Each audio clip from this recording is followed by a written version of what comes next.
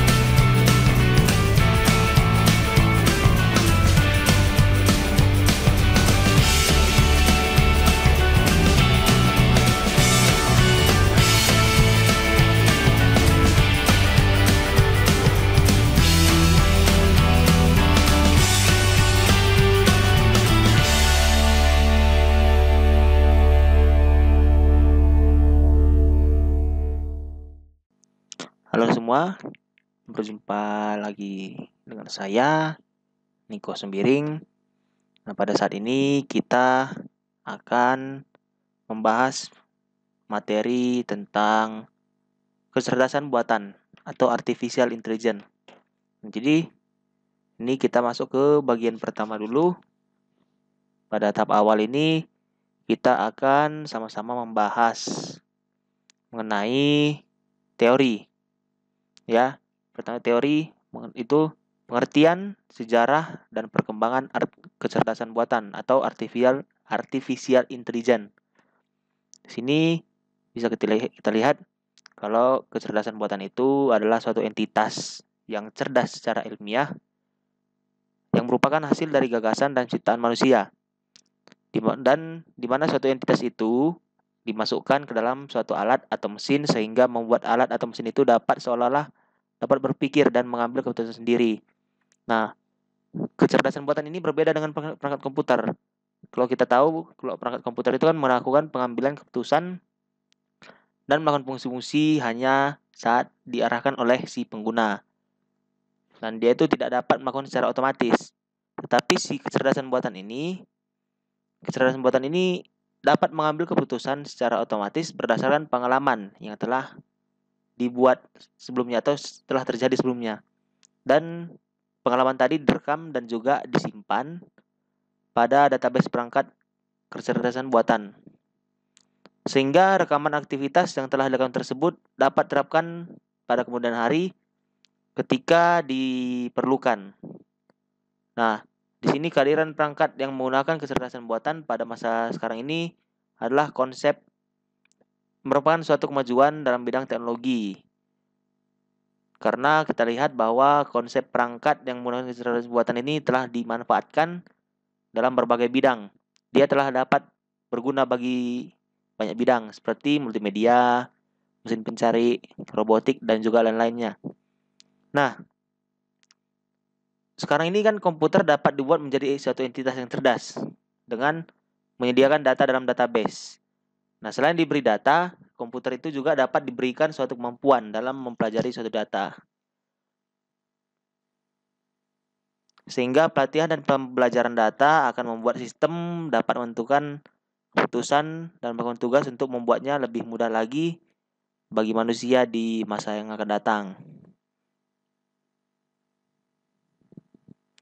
Yang soal selanjutnya itu nomor 2 itu teorinya definisi dari supervised learning, klasifikasi, regresi, unsupervised learning, dataset, training set, dan testing set. Sini saya sudah membuat pengertian-pengertian dari masing-masing ini, di mana kalau kita lihat supervised learning itu adalah tipe learning yang mempunyai variabel input dan variabel output. Dan juga tipe ini menggunakan algoritma atau juga dia algoritma lebih dari satu lah yang digunakan untuk mempelajari fungsi pemetaan dari input menuju output gitu. Lalu klasifikasi. Nah, klasifikasi ini adalah pengumpulan data di mana data yang digunakan memiliki label atau kelas target. Sehingga algoritma itu untuk menyelesaikan masalah klasifikasi dikategorikan dalam pembelajaran terbimbing. Selanjutnya ada regresi. Regresi metode statistik yang digunakan untuk dapat melihat efek antara dua atau lebih variabel. Hubungan variabel dalam pertanyaan fungsional yang dihubungkan dalam bentuk matematika. Nah, selanjutnya unsupervised learning. Unsupervised learning ini adalah jenis pembelajaran di mana kita sebagai yang belajar hanya memiliki data input, tapi tidak memiliki variabel output yang terkait. Dan tujuan dari pembelajaran tanpa pengawasan ini adalah untuk memodelkan struktur dasar atau distribusi data dengan tujuan mempelajari data lebih lanjut. Selanjutnya ada dataset. Dataset itu adalah objek yang merepresentasikan data dan relasinya di memori. Strukturnya ini mirip dengan data di database. Dataset ini berisi koleksi dari data table dan data relation. Yang selanjutnya adalah training set. Training set adalah bagian dari dataset yang dilatih untuk membuat prediksi atau menjalankan fungsi dari algoritma dan sesuai dengan masing-masing. Memberikan instruksi melalui algoritma sehingga mesin yang dipraktikkan dapat menemukan korelasinya sendiri. Itu dia training. Yang selanjutnya adalah testing. Di mana testing ini adalah bagian dari dataset yang diuji untuk melihat akurasinya. Jadi kita telah melakukan training, kita akan melakukan testing. Sama seperti kalau di sekolah itu, pada saat training itu kita diberikan materi-materi dan selanjutnya kita akan dilakukan testing seperti atau ujian gitu. Nah, selanjutnya kita masuk ke bagian praktek. Di sini ada beberapa praktek. Yang pertama itu instalasi library scikit dari Anaconda, mencoba kompilasi dan uji coba, ambil contoh kode dan lihat variabel explorer. Nah, di sini coba kita lihat dulu dari instalasi library scikit-nya. Sini sudah dibuka. Sini kita pilih yang Conda, package-nya Conda. Ketikkan Conda install scikit-learn pada Anaconda Prom. Kita buka dulu Anaconda Prom. Nah, ini udah terbuka Anaconda Prom-nya. Lalu kita ketikkan atau bisa di-copy juga ini. Kita copy. Di sini dia sedang melakukan proses.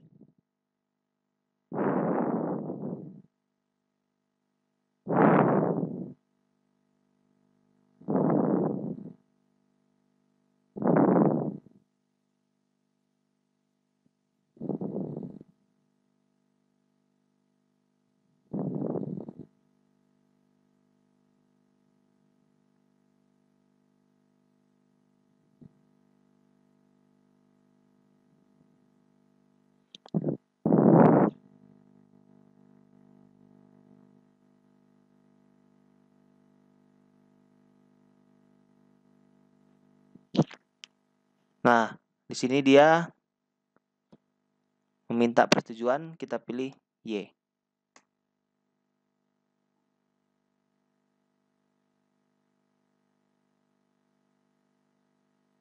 Dia sedang download dan ekstrak package-nya.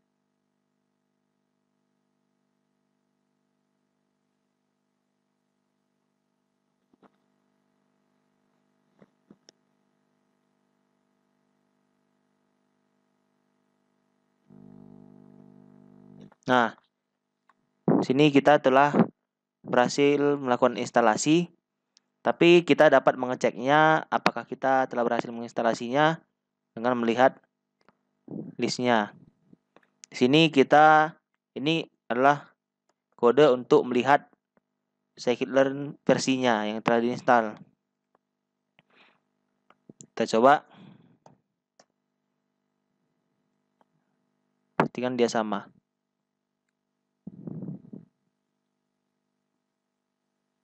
Nah, sini telah muncul scikit-learn-nya versi 0.22.2.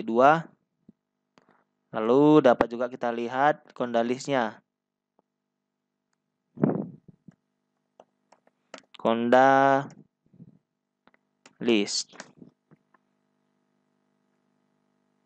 Sama ya. Di sini dia fungsinya untuk melihat package yang diinstal. Oke. Ini dia package yang diinstal dalam Conda-list ini. Dan selanjutnya dapat juga kita lihat pada ini Python C show version.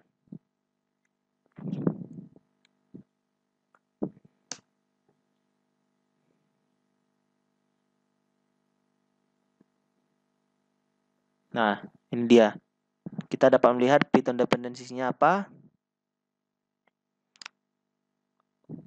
Pip-nya versi berapa, Sailor-nya, NumPy, SciPy, inilah semua. Oke, ini menandakan bahwa kita telah berhasil untuk menginstal scikit-learn ini. Dan yang selanjutnya, kita akan mencoba loading an example dataset. Nah, kita sekarang buka Spider untuk mencoba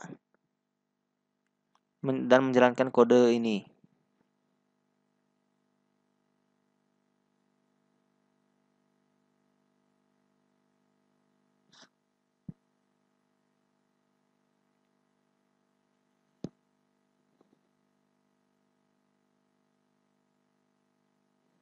Nah, ini dia codingan Python dari tugas ini.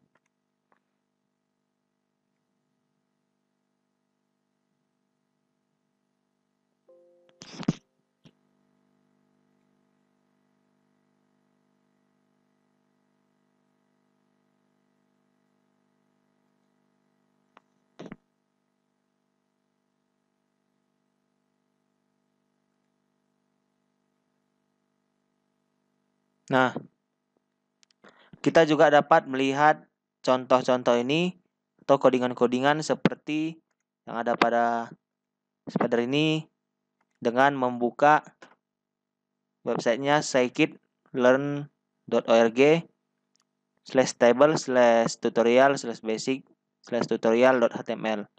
Sini dia contoh-contohnya itu ada loading and example dataset, learning and pricing, model persistence, convention. Nah, di sini ada semua. Kita dapat copy dari sini. Tapi di sini saya sudah membuatnya sehingga kita coba jalankan dulu.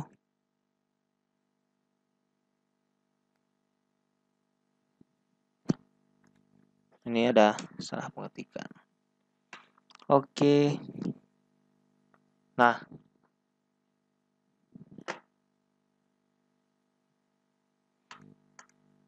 di sini kita telah berhasil menjalankan dan scikit-learn ini import datasetnya. Dataset ini adalah contoh data yang disediakan oleh si Python ini, si scikit-learn ini. Sini ada berupa digit, data digit. Jika kita buka ini ada data, image, target, dan target name. Target name. Sini kita buka ini ada description-nya, dataset karakteristik. Lalu sini ada data. Dia berbentuk tab begini. Lalu ada image. Nah, dia di sini data tersebut membentuk satu angka. Ini angka 0. Jika kita resize, nah dia membentuk angka 0. Lalu sini ada target. Nah, ini dia targetnya. Dan ada target name-nya. Target name dari sini adalah 0 sampai 9.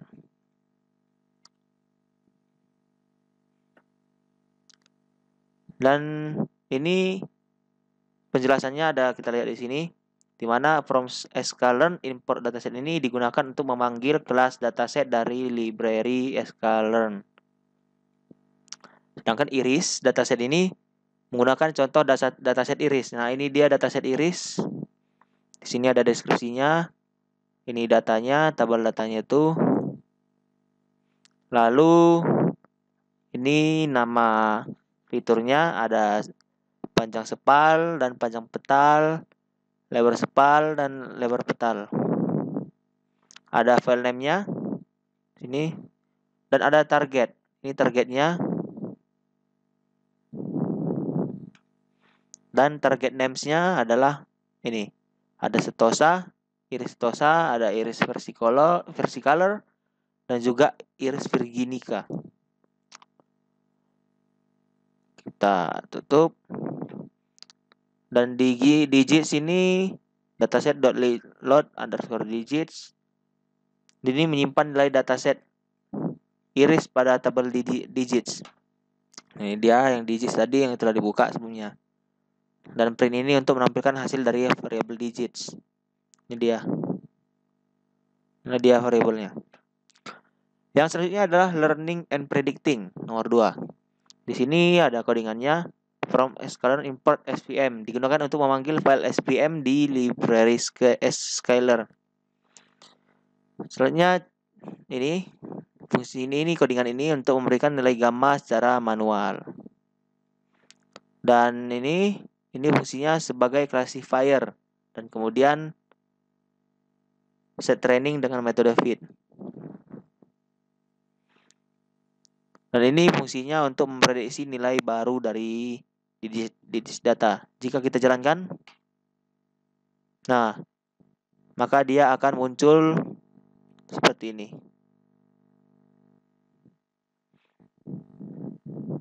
Ini dia. Yang selanjutnya adalah model persistence. Di sini nomor 3 ini adalah model persistence. Dia sama seperti sebelumnya, dia dipanggil untuk memanggil SVM pada library scalar-nya. Dan kemudian kita mengimportkan datasetnya juga. Sini dua-duanya kita import. Ini digunakan untuk kelas dataset dari library scalar. Nah, yang kode dari baris ketiga ini adalah membuat variabel clf dan memanggil kelas SVM dan fungsi svc. Nah, selanjutnya xy dataset.iris. Nah, ini untuk mengambil dataset iris dan mengembalikan nilainya. Dan juga ini untuk perhitungan nilai table. Kita coba jalankan. Nah, inilah dia hasilnya. Ada variabel x di sini. Ada y. Itu. Dan digits dan iris. Nah, ini dia seperti tadi. Nah, pada model persisten di sini ada juga pickle. Nah, jadi kita import dulu pickle-nya untuk memanggil library pickle. Lalu membuat variabel s sebagai classifier. Dan selanjutnya ini untuk membuat clf2 sebagai load. clf2 ini untuk melakukan prediksi. Kita coba. Ini dia ya. Ini hampir sama juga dari joblib memanggil dam di load melalui joblib. Ini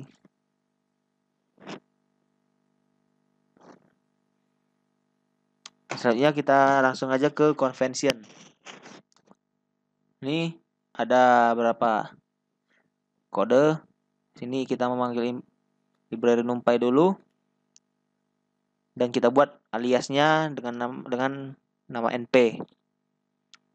Lalu kita juga akan mengimport kelas random projection pada library scalar ini. Selanjutnya kita membuat variabel rng dan mendefinisikan np, fungsi random dan atribut random state ke dalam variabel. Maksudnya ini untuk membuat variabel x. Ini codingannya dari 10 sampai 2000. Dan yang codingan yang ini itu untuk menyimpan hasil nilai random sebelumnya ke dalam array dan menentukan tipe sebagai float 32. x.dtype ini itu untuk mengubah data type menjadi float 64. Selanjutnya ada transformer. Ini random projection, Gaussian random projection. Nah, ini membuat variabel transformer dan mendefinisikan class random projection dan memanggil fungsi Gaussian random projection. Selanjutnya ada xnew. Nah, ini dia untuk membuat variabel baru dan melakukan perhitungan label pada variabel x. Selanjutnya ada xnewDtype. Itu mengubah data type menjadi float 64. Kita coba jalankan ya di sini. Ini dia hasilnya. Ini dia, kita lihat di variabelnya ada yang xnew dari sini tadi. Membuat variabel baru dan melakukan perhitungan label pada label x, pada variabel x. Ini kita lihat di sini, ini dia xnew-nya. Ada banyak sekali datanya.